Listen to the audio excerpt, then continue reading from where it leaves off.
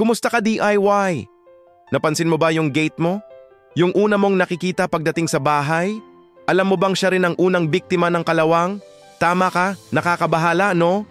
Ako rin dati ganyan ang problema.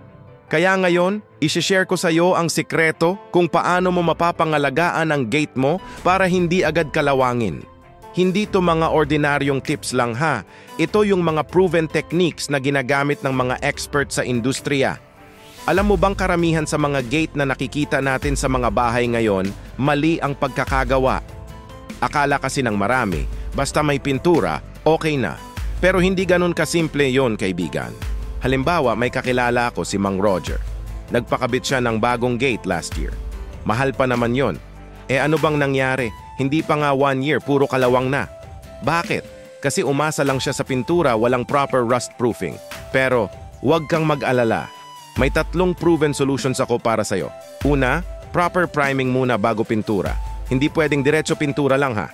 Kailangan mo ng anti-rust primer. Pwedeng red oxide or zinc chromate.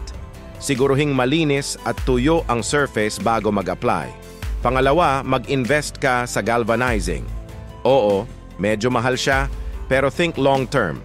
Isipin mo na lang, binabalutan ng zinc coating ang buong bakal.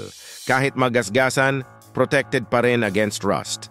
Pangatlo, kung sobrang luma na ang gate mo at puro kalawang na, mas makakamura ka kung papalitan mo na lang.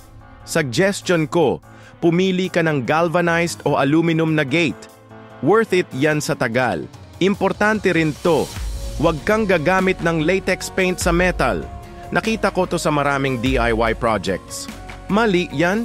Dapat enamel-based paint ang gamitin mo para dumidikit ng maayos at tumatagal. Alam mo, maraming nagtatanong sa akin kung bakit ako nag-share ng ganitong tips. Simple lang, ayaw kong may masayang pa ng pera at oras sa maling paraan ng pagprotekta sa gate. Kung napangalagaan ko yung sa akin, gusto kong matuto rin kayo. Sa susunod na video, tuturuan ko kayo kung paano mag-repaint ng gate ng tama.